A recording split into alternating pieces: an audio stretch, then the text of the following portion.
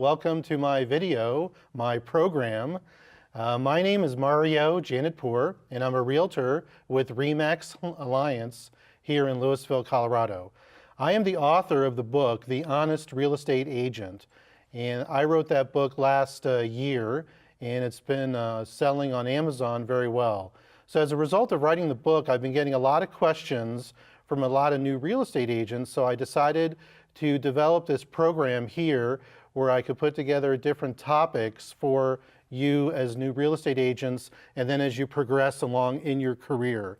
So here I am in Boulder, Colorado. I am at the Daylight Studios. This is a big upgrade from where I've been doing a lot of my videos at home on my webcam. I've got Brian helping me out here as behind the camera. I brought Mr. Penguin. Mr. Penguin is here to help me out. So I'm going to kind of jump into this. So the title of this program today is Be Successful from Day One in Your Career. So a lot of the questions I get from you as a new real estate agents that are out there is, how do I kind of get started in my career? So I want to talk about in this program what you need to focus on when you're starting your career.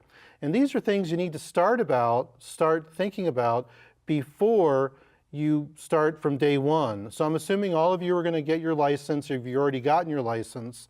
So I'm going to talk about kind of that interval from when you get your license and then when you start as a real estate agent from the company you're going to work with.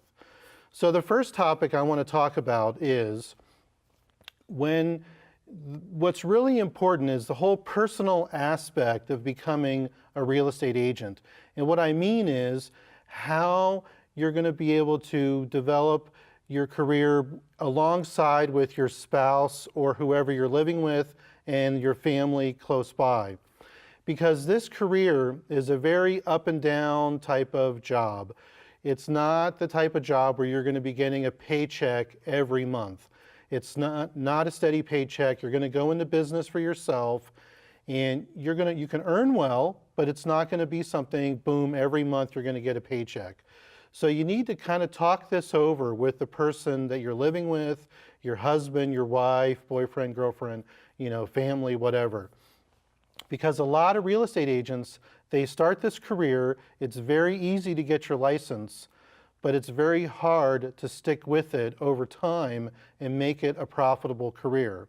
So for example, when I started out as a realtor 10 years ago, my wife and I were recently married, and I was coming out of the world of high tech. I was doing well in sales, but I just felt it was a time for me to make a change, and kind of evolved into getting into being a realtor. So when I joined RE/MAX, it was in 2003. My wife and I had been married not even a year. We had our first daughter was going to be born in a couple months. So I had to talk through with my wife about what was going to happen in my career. And I know since that time, there's been where we've had kitchen table discussions late at night, talking about money, talking about a paycheck. And those can be very trying on you. So that's where I think it's important that you talk about this up front with your spouse, so they're kind of prepared. Because what we need as realtors, we need a positive attitude. We need confidence in what we're doing. And if we don't have people at home supporting us emotionally and maybe even financially, it's going to be rather difficult for us to be successful when we go through the downtimes. I mean, think about the movie Rocky. Remember the first movie, and he's going to fight Apollo, and he doesn't, he didn't know if he was going to be able to win, but he just wanted to get in there and do a good showing. So when he had Adrian backing him and supporting him, right? Adrian! Adrian is supporting him and backing him. He felt so much better, and he was ready to take on the world. I mean, for me, like today, I'm doing this video here. This is something new for me. I got all these bright lights. I'm not used to this. I'm a little bit nervous and anxious. So when I left my house in the morning, talking to my wife, and she's like, she gives me a kiss. She gives me a big hug, and she says, "You're going to do a great job." So just having that behind me as I go into this, it just made me feel so much better. So that's the same thing for you when you're out there in the sales, when you're helping your clients and working with your buyers and working with your sellers. When you know you've got those around you that love you, supporting you, it makes such a big difference. And so really make sure that you talk about that up front before you get into the career. The other thing that's important to talk about, especially with your spouse and if you're single, from the personal side of it is, how much money do you have in savings? So like I said, with the paycheck, it's not going to be a steady paycheck every month. It's going to be something where you could go 3 or 4 months without a closing, and then you can have a month where you close, $40,000, $50,000 in commissions. So how much money do you have in savings initially? Ideally, if you can have up to a year's worth of savings to be able to cover your expenses, that would be fantastic. So that way, you're not always stressing about the commission, about the paycheck that you're going to get. One of my ways of how I work as a salesperson is that my focus is to help them get what they want and need. I'm not a pushy realtor, and I know a lot of you that are coming into the business today, that's not your style either. We're a very transparent type society now. We want to help people. Everything is above board. And that's one of the things I talk about in my book, The Honest Real Estate Agent, and why a lot of you that have read it really appreciate and value it is the fact that we are honest with our clients at all times. And we're not focused on just getting a commission and just making a sale. So that's where if you got the savings behind you, and then when you are making your commissions, you really build that up. So you're not always just focused on the money. So very important. Another thing from a personal aspect is, are you ready to be your own boss? So a lot of people that want to get into real estate, they're like, oh, I hate my job. I hate my boss. Being a realtor, oh, that looks so cool. I can just go show houses. I can talk about interior decorating. Everybody watches these house hunter shows. It's a real not good for our industry because you watch that and it's completely not true. I mean, you go look at 3 houses, boom, half an hour, they choose, oh, we'll take this one. They write a contract on the hood of the car and then boom, they bought the house. Doesn't work that way. So when you're in this business, you have to be able to manage your time, manage your activities. You are your own boss. The paycheck, the money that you're going to earn, that's going to really drive you to be focused on the tasks at hand to be able to be successful. For me, it's easy. A lot of times I go home after a day at work, and my wife says, well, anything new today? So when she asks me if there's anything new today, that's something that we talk about 4 or 5 times a week, just talking about my business. And the same thing for me. I have a pipeline, I have a spreadsheet built of all my clients that I'm working with, buyers, sellers, listings. So every day I know what is going to be coming down the road, and I'm focused on what I need to do to be able to get the money. So the other example is, think back when you're in college. So you're a freshman. We come out of high school, we get into college. I went to college here at the University of Colorado in Boulder. So I remember my freshman year, there's nobody there to, stay on you. And that first year I didn't do as well. My grades kind of went down because I could do whatever I wanted to. If I didn't want to go to class, I can go hang out at the UMC, I could go to the gym, I could do whatever I wanted to. So think back when you were a freshman in college, and it's going to be the same thing when you start out as a real estate agent. You got to be your own boss, and you got to be focused on what you need to do to be successful. The other aspect here, talking about the personal, is what I call build the snowball. And like Warren Buffett, I think his biography talks about the snowball effect. And that's the way it is in real estate. It's a long-term career. So the success that you have in the first year, second year, third year, that's going to be the foundation for your business going forward. as you get into, like me, I've been doing this 10 years. Yeah, I've had my ups and downs. I've had good years, I've had down years, but this year, my 10th year, I'm having a great year. And because the snowball is building, and the snowball in the sense that you have repeat clients, you get referrals from your past clients, and then the sphere that you're working with, they know that you're a real estate agent.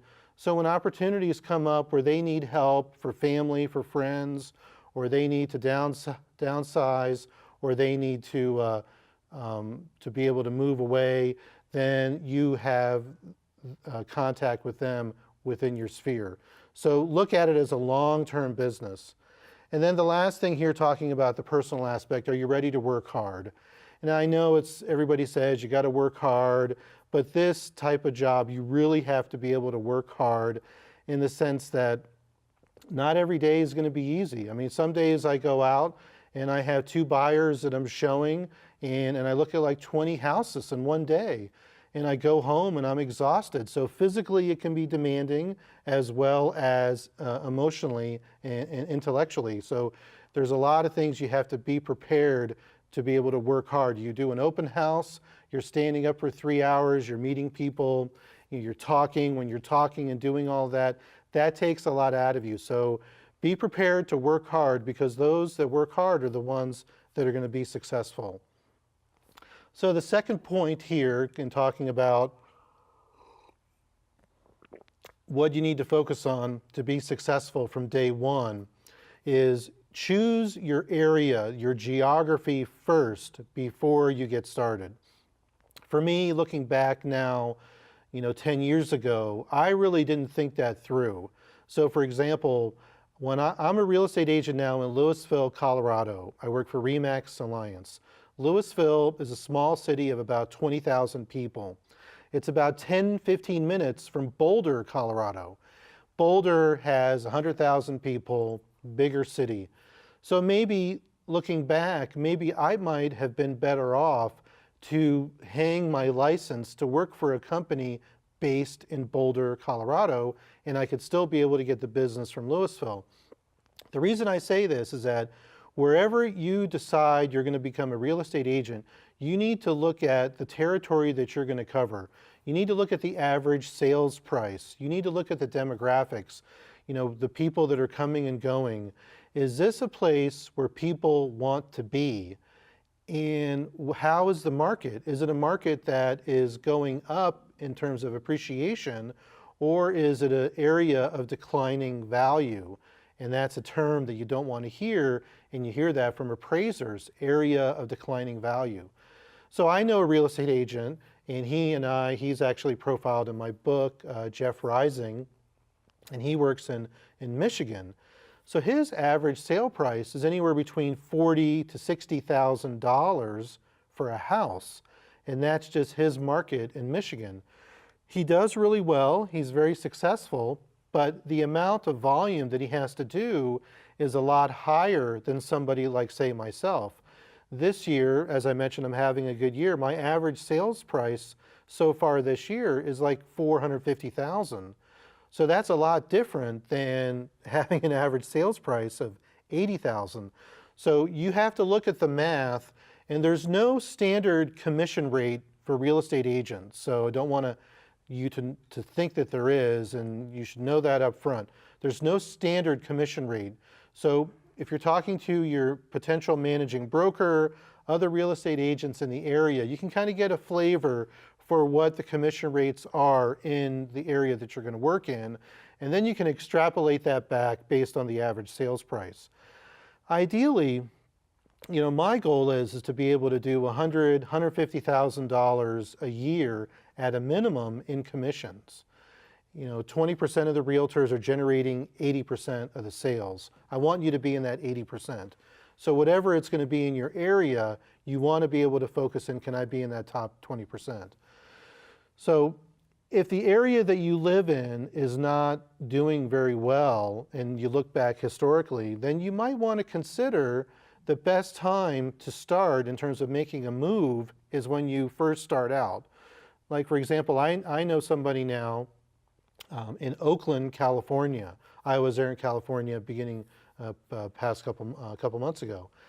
And Oakland is hot right now. My God. I mean, so many people are coming from San Francisco. They can't afford some of the houses. They don't want to pay a premium for $1.5 million in San Francisco.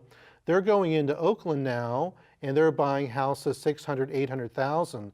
So this person I know, he's doing flipping. They've got a little business that they've developed, and the market is extremely hot.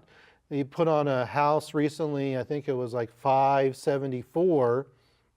They put it on the weekend, and after like 3 days, they started accepting offers. It sold for like over $800,000. So, I mean, Oakland is a hot area. Now, I'm not saying go move to Oakland, but what I'm saying is take this into consideration. Here it is, it's 2012. When you look back in the early 2000s, Florida was extremely hot, right? You couldn't buy a condo in South Florida. I mean, everything was just moving, moving, moving. And now, the past 5 years, Florida has really been hard hit. But if you are going to commit to an area, you want to stick with it. But if you can make a little change up front, like for me, I wish I had started in Boulder. Because if I had started in Boulder and I'd stayed in Boulder all the time the last 10 years, then I would get more deals, 800,000, 1.5. Being in Louisville, I don't have as much Boulder business. I'm doing more East Boulder County. I've done well, but it's just a different type of business, and I could do both. So if I had maybe been able to do some deals 800 to a million, I could have been able to make more money over time. So really research that. The company that you're talking to can provide that to you. You can look online. The internet's great. All this information is out there.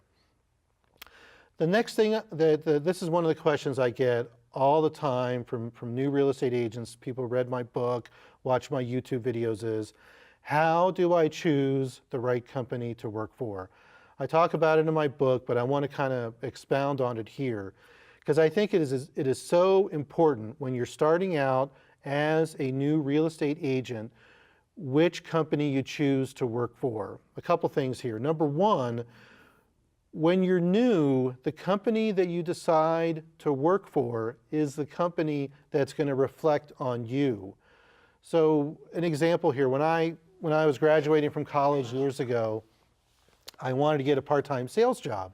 My family, we had a restaurant. I wanted to kind of do something a little different. So I was going out interviewing for these different jobs. And I interviewed with this one job in Golden. We went in there as a group interview. There was like 10 of us. So we sit down at this table. They had us fill out this questionnaire. They asked us a few questions. The whole thing took about 30 minutes. And then at the end of the 30 minutes, they went to all of us and said, okay, you're all hired. You start tomorrow. You're all hired. You can be able to work come tomorrow morning at 9 o'clock. I'm like, what is this? So the next day I went in, 9 o'clock, more out of curiosity than anything. So I go in there. They still haven't told us what who the company is. They haven't told us what the product is. They just said you're hired, and it was a lot of this rah, if you believe it, you can do it, you can make $1 million, all this kind of stuff. So we go in there and they have this presentation for 2 hours and they're talking. In this whole 2 hours, they still haven't said what the product is. And then after like 11 o'clock, they roll in this vacuum cleaner, Kirby vacuum cleaner. So we're all going to be selling Kirby vacuums, which is fine. I have nothing against Kirby vacuums, but I didn't want to be a door-to-door salesman, and I didn't want to be kind of associated as working for a company that sells that. So my point here is that who you choose to work for up front is going to be a big reflection of you. So for me, I started a RE/MAX Alliance. RE/MAX Alliance has an office in Louisville. It was a great fit for me, locally strong, nationally strong. So think about that for the type of companies that you're talking to. When you're talking to potential companies, here is kind of a laundry list that I want you to kind of think of. Number one is what type of training and mentoring are they going to offer you? Like I said before, the first year, the second year is critical to your long-term success as a real estate agent. So the training and mentoring that you get up front from the company that you're going to work for is invaluable. And it wasn't as critical for me because I came out of high tech, I had a lot of sales background, but what I wish I had more training and mentoring on the marketing side, because I didn't really understand what was needed to be successful as a real estate agent from a marketing perspective. Because there's really two functions to our job as a real estate agent. One, we're helping our clients, we're helping our buyers, helping our sellers, the sales side of it. The second side of it is the marketing side, because we have to keep refilling the pipeline and we have to be marketing ourselves. So you want to be able to make sure that the company that you work for is going to give you training and mentoring on the sales side, the customer side, the real estate side, but also in the marketing side, because the marketing is very important as you get into it. Second point here that's really important is the managing broker. So the company that you're going to work for, the office, you want to make sure that you have a hands-on managing broker that's going to be there all the time to answer your questions. So when you're talking about to your managing broker, you want to ask them what their work schedule is like. Are they there every day? Are they available via email, via phone? Because as you get into the deals that you're working, helping your customers, something's always going to come up. And for me, I've been doing this a long time. Every now and then I've got situations that come up and I need help. And maybe it's not just help, but maybe it's just to kind of talk and strategize. So having a managing broker that's going to be there, be available, is really, really critical. I'm lucky. I have a managing broker. He's very helpful. He's always available. Then if he's out of town, he'll designate somebody to be there to help all the other agents in the office. So that's really important.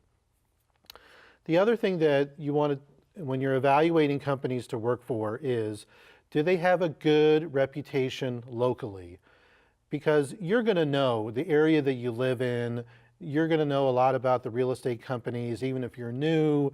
Just go talk to people. You go to the gym, you're talking to people, you have kids, you talk to the parents, and just ask them, what do you think of this company? And people are going to share with you very honestly what they think about that company.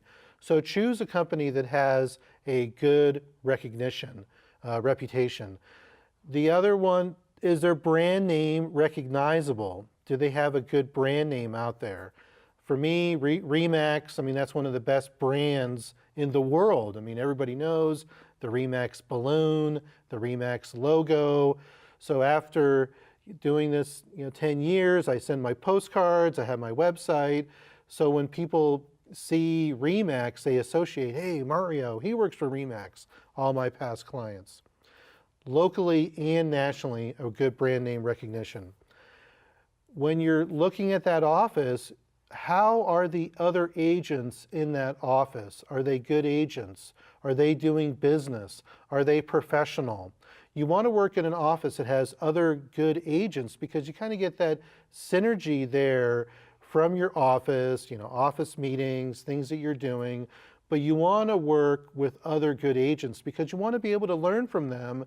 And then you also want to be able to trade business back and forth. If you go out of town, you want to have somebody in your office that you can trust to be able to take care of your clients when you're, in Mexico or you're vacationing wherever. Don't view the agents in your office as competition. That was the thing that I was really kind of hung up on initially when I started. I kind of looked at everybody in the office, oh, I'm competing with this person and competing with that person. We all have our own business. A lot of our business is going to come from the sphere, the people that we know, past clients, people that we've worked with, family, friends. So when you're starting out, you don't have past clients. You're going to be able to focus on the sphere, the people that you know, the open houses, the floor time, those kind of activities. Does the company that you're talking to, do they have a good internet presence? Do they have a good website? Are they getting good leads? Because everything now is coming through the internet. So you want to make sure that the company that you're working for has a good website, because maybe those that are starting, you might not have the ability to do a really fancy website, so you want to be able to do a boilerplate website within your company.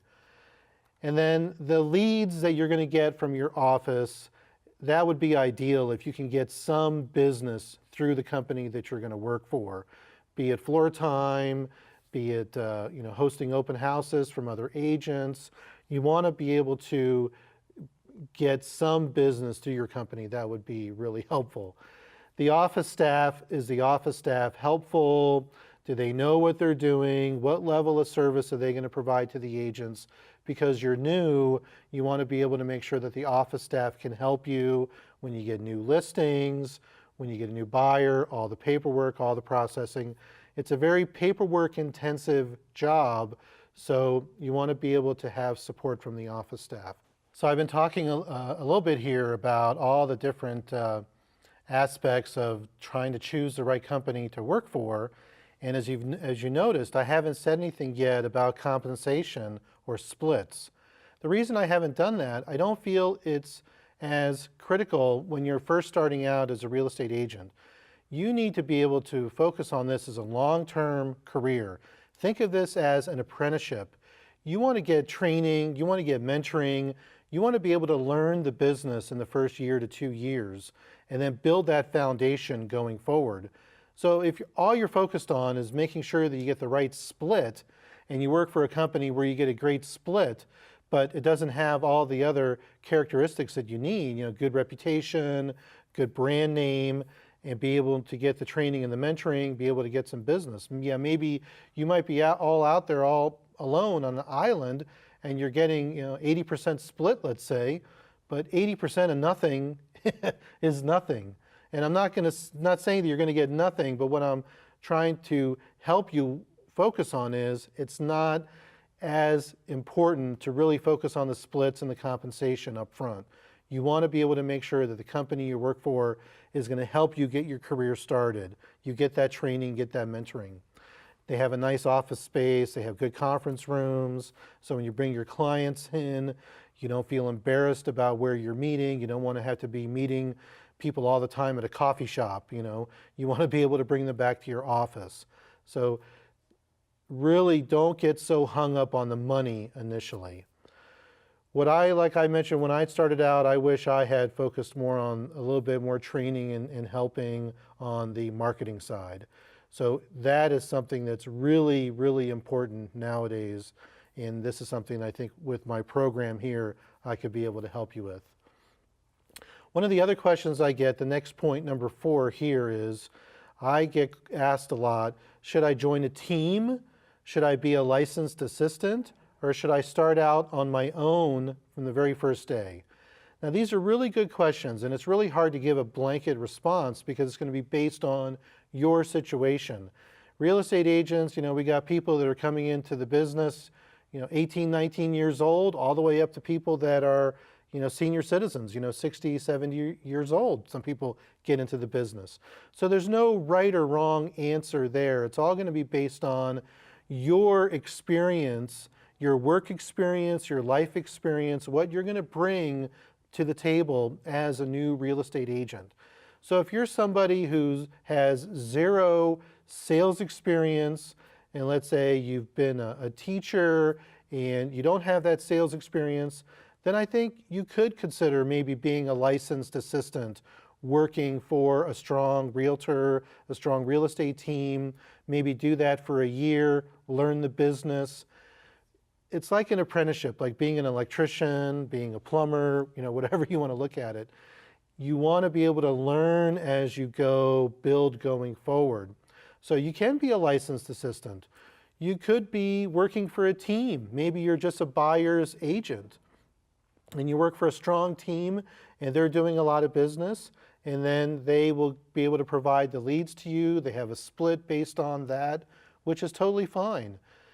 So being a part of a team, you learn how they do things, you watch how they do their marketing, you watch how they do their open houses. There's a lot of value to be gained to be working in a team when you first start out. I know when I started out, maybe I could have been a part of a team for a year or two, really kind of cut my teeth that way. That would have been great. But I chose to go as an individual, which it still worked out. There's no right or wrong way to do this. So just kind of talking it through with you, because these are questions that you're going to have. And even as you get into your first year, you might say to yourself, wow, maybe I should have joined a team rather than start out myself. And if you want to start out by yourself from day one, you can do that. Just be able to make sure that you've got the support from your managing broker, from your company, and you feel that you're going to be able to be successful as you progress in your career. One of the other questions I get all the time, number 5 here, is, should I work full-time or should I work part-time? Now, this is a hotly debated subject with a lot of people that are in the business, and a lot of the experienced people. Oh, you can't work part-time, and you can't be successful, you can't do that. You really got to commit to this. If you don't put your heart and soul into it, you're not going to be successful. But I say that's not true. I mean, you can work part-time. It just depends on what you're doing the other half of the time. I mean, if you're working 2 jobs, you could still be successful as a real estate agent. For me, my wife, she is a software engineer. She has the 9 to 5 job. She gets to the office, 8 o'clock. She gets home 6 o'clock. We have 2 young daughters. So all the time I've been a real estate agent, I've been the taxi guy, right? I've taken my daughters to daycare. I've taken my daughters to Montessori. I've taken my daughters, to elementary school, all their activities, karate, dance, swimming. All of you as parents, you can relate to that. At some stage of our lives as parents, we're basically a taxi driver. So being a real estate agent, I have the flexible job. So I'm doing all of this during the week, and I'm taking care of the kids, but I'm still a real estate agent. And as a realtor, we have irregular hours. So I can do a lot of my face-to-face, taking the tours, doing the listings. I can do that at night. I can do that late afternoon. I can do it on the weekends. So basically, I look at it like I have 2 jobs. I'm a dad doing all my dad duties, and then I'm a real estate agent. And I'm still very successful as a real estate agent, even though I have these other responsibilities. So that could work for somebody, let's say, who is not married and they don't have children, but maybe you have another job that you're doing 6, 8 hours a day initially, and you can kind of transition into being a real estate agent. I know some of the teams out there that have buyer's agents. Some of these buyer's agents, they don't work full time. They just work maybe 2 days a week and maybe on weekends, and then they, at that defined time, then they will work with their clients, take them out, do the contracts, whatever they need. But they're working part-time, right? So there's really no right or wrong way when you're talking about, should I work full-time, should I work part-time? I know somebody locally, I've known this lady for a long time. She's been in sales, and she's a top-notch salesperson. And she approached me a couple months ago, and she said, hey, I'm thinking about getting into the business, being a real estate agent. And I said, that's great. I said, you would be awesome, because she's a real go-getter. She works hard. She's very personable, and she knows the area. She's lived in the area for a long time. And we talked about the different strategies that she could use to be able to get into the business, because maybe she could still work her current job for a period of time and work part-time as a real estate agent. So take that to heart when people say to you, oh, you have to work full-time, you can't work part-time. There's no right or wrong answer to that. Number 6, and this is one of the biggest things I want you to think about when you're starting as a real estate agent. What is your niche going to be? What is your specialty going to be? I talk about this at length in my book, talk about it in the videos that I've done. But the real estate agents today, it's becoming more specialized. I mean, you think about doctors, you think about lawyers. There's no general doctor anymore. Doctors, they're all focused on a specialty, an area of medicine. Lawyers, you got all kinds of lawyers, right? From divorce lawyers, you got patent lawyers. I mean, just lawyers everywhere, right? All different kinds. And the same thing is happening with real estate agents. So for you, new, starting out in the business, I want you to think about what is your focus going to be. You can have a market segment, you could focus on a geography.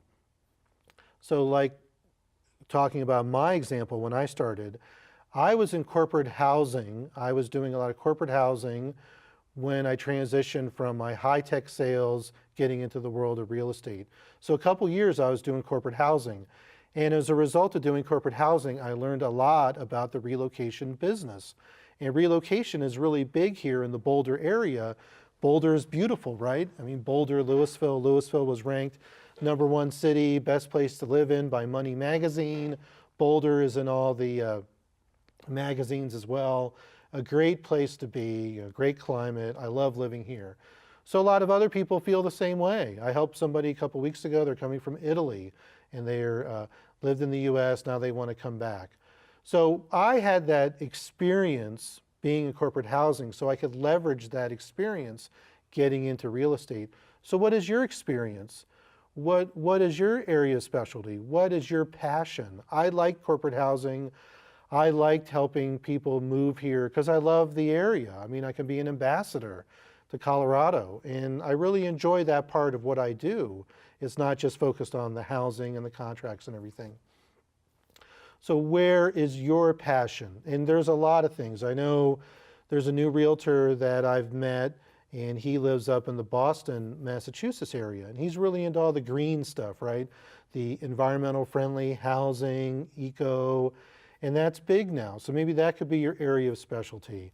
So there's a lot of different choices. I talk about it in my book. I give a big list of all the different choices, but they're all out there. The reason I say that you want to focus in on a market segment is you can be a general realtor. You're always going to be a general realtor, but as you're going to market yourself to the public through social media, through the YouTube videos, through your blog, through your website, you want to be able to do the content marketing. Content marketing is important now. You put the good content out there, the good information, and you can have it revolve around this area of focus. And that's what I'm doing. I do my YouTube videos, I do it on relocation tips, moving to the area. So that way people can watch the information, develop a relationship with me, and they say, hey, you know, that guy, he knows what he's talking about. He knows the area. I'm moving here from California, from New Jersey, whatever. And then they see that I have the knowledge and expertise that they're looking for. So really focus on the geography you're going to choose, the market segment you're going to choose. And that's really important from day one. The next point I want to talk about is how are you going to get your clients? It's a client acquisition business. Nothing is going to happen until you close deals. When you close a deal, that's when you're going to get a commission check.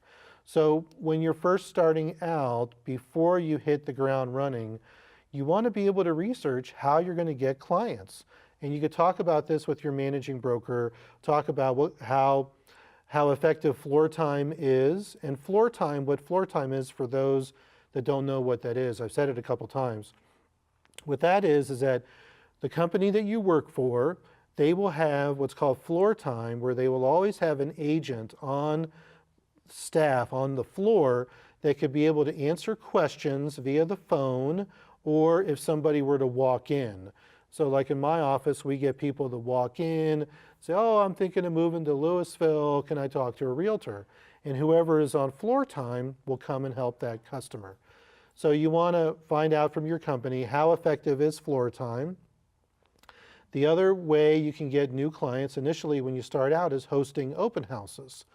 And again, when the company that you work for, this is what I talked about before, if you're in a good company where you've got other agents that are doing business and are doing well, you could be able to talk to them, hey, can I host an open house of one of your new listings, maybe an area that you're going to focus on, and we will help each other. And as real estate agents, if I had somebody came to me and said, you know, I want to be able to host an open house for your new listing, I'd say, sure. Right now, I don't host a lot of open houses. It just doesn't fit into my schedule. And it's just not something that I need to do. But if I had somebody who was in my office and wanted to do it, sure, I say go ahead. And that's a good way for you to be able to generate business. Why do most real estate agents fail initially? Because they don't get business. A lot of new real estate agents that get caught up in all the extraneous type of activities. You know, how I need to stage a house and how I need to go to all these different classes and everything. What's going to define your success in the first year to 2 years is getting customers. I want to keep stressing this to you. A lot of people that write books and do training, they might say otherwise, but to me, getting clients, getting business, that is what's going to be able to keep you going in your career.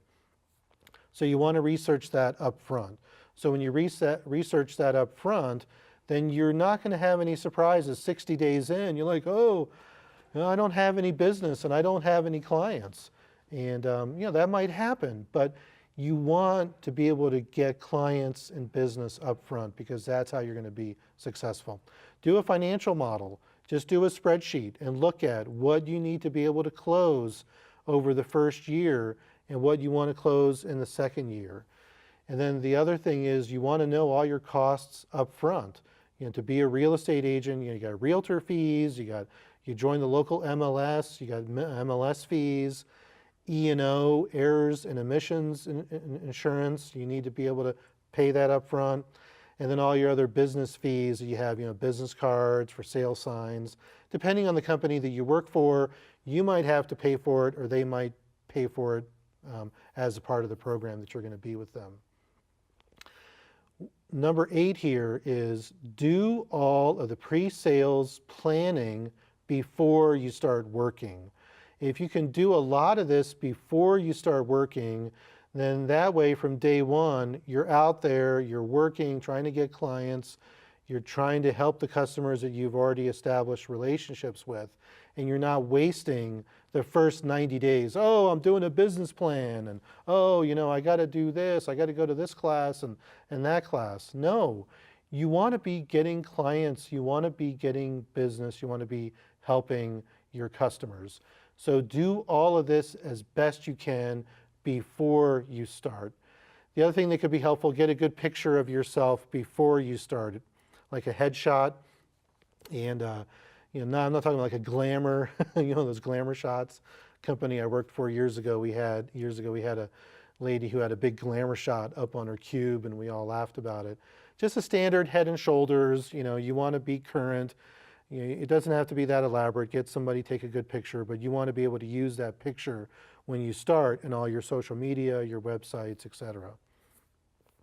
Number 9 here, talking about what I want you to think about before you start is, why do you want to be a realtor?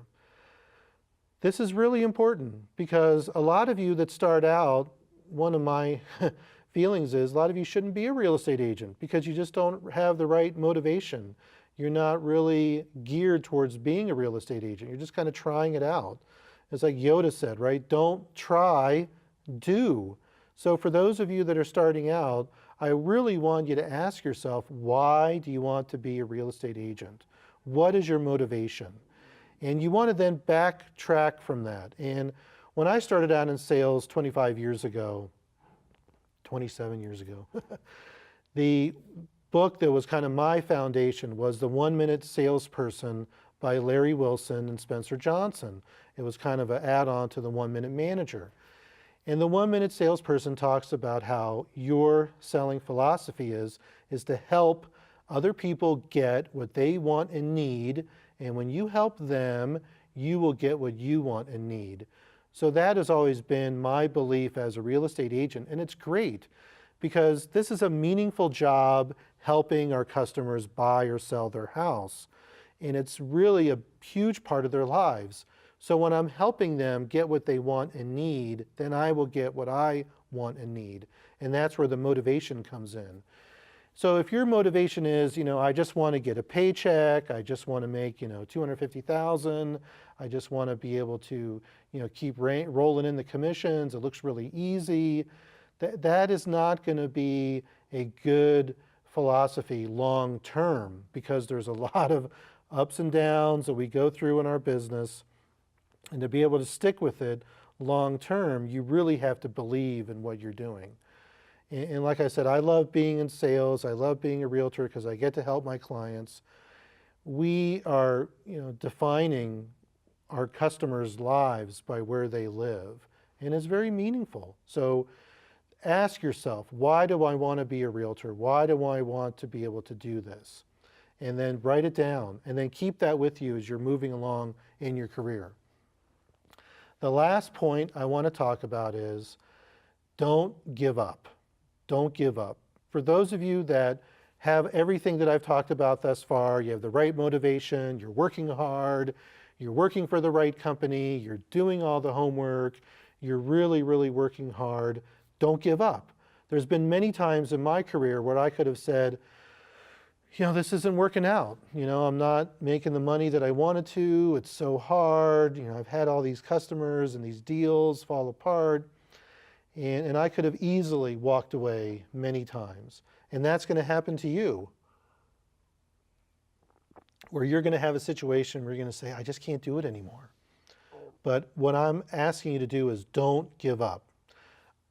Again, talking about me this year, my 10th year, I'm having one of my best years. I've got 2 closings this week. I was doing an offer last night. I've got a closing, 2 closings next month. I mean, this is a really good year. I mean, it's up and down. But if I had quit last year was not as good as a year as this year, and then I wouldn't be able to realize what I'm doing now. I would have gone into some other job and, whatever. But don't ever give up, because it's a really meaningful job and you're going to feel good about it. I know you're going to do well, so just stick with it. So I really appreciate you, watching this video. This is the first in my series, and so thanks a lot, and I'll see you next time.